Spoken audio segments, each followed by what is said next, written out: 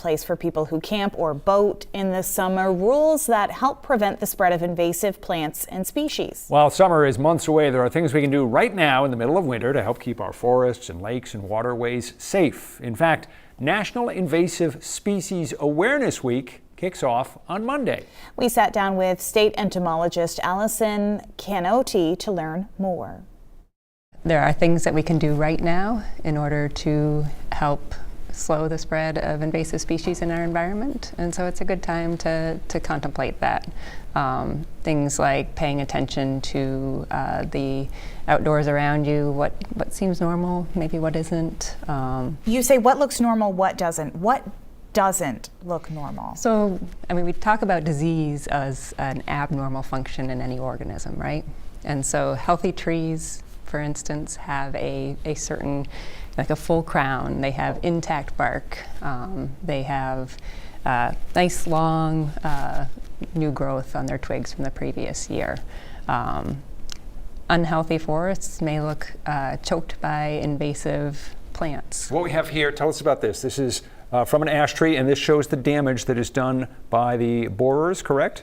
That's damage caused by emerald ash borer, yeah. So this right here? That's the tracks that the young of the beetle make when they're feeding underneath the bark of the tree. And then this right here, where the bark's sort of scraped away? Yeah, so woodpeckers are great at finding wood-boring beetles, and they're good at finding emerald ash borer. This time of year, they're really hunting for those fat young underneath the bark. And this so is just remove the bark. An example of one insect that is doing serious damage to the ash trees all across Maine, potentially has the damage to do serious damage, right? Yes, we found it in 2 places in Maine, both in northern Maine and southern Maine, and it has a potential to spread throughout the state. It likely will spread throughout the state.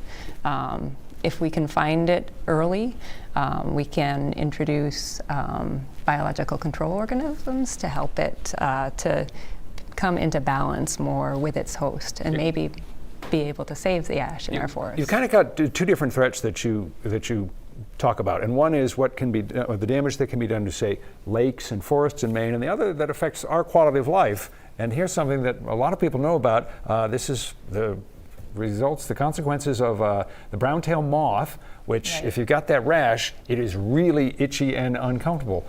Where do we stand now with the brown-tailed moth, another invasive species in Maine? So the brown-tailed moth in Maine has been found in relatively mixed densities from basically the New Hampshire border all the way to east of the Penobscot River.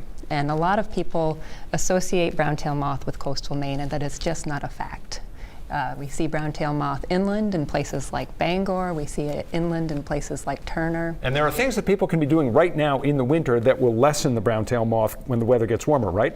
That's right. So Invasive Species Awareness Week comes at a great time from the aspect of brown-tailed moth, because this is the time that you should be examining your trees for the webs and removing them if you can reach them. There are other tips that you have for people when it comes to this, and one of them is something as simple as taking a photo with your cell phone. What should people really be looking for and taking pictures of, and what do they do with those pictures? Right, so paying attention to your environment. If you see something you don't recognize, find out if it's a problem. And then one way to find out is take a picture with your phone. It's great if the location data is on, then we can tell where that picture came from. And often with a picture, the experts can figure out whether it's something to be concerned about or something that does not need attention. Sometimes people can just sort of throw up their hands and say, gee, there's not much I can do about invasive species. What do you say to folks to give them a sense that they can make a difference? Well, I would say, I mean, again, pay attention and make good choices. An example of making good choices would be to plant native species in your yards. So help to support the native insects and birds that are here in Maine by planting the native species that are their food that they have developed with. We haven't talked about water, and we should, because actually there's some pretty encouraging news there, at least it struck Amanda and me encouraging when we were talking about this just before you came in.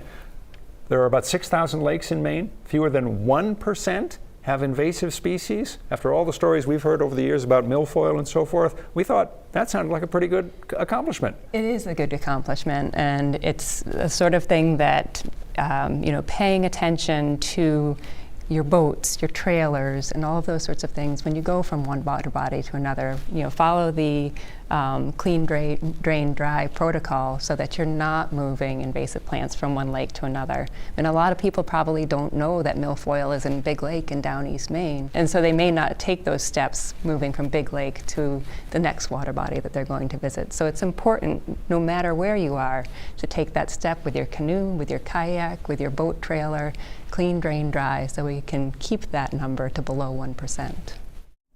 And just head to our website or mobile app for more tips on what you can do and where you can share those photos that you have taken. Yeah, good information on that link.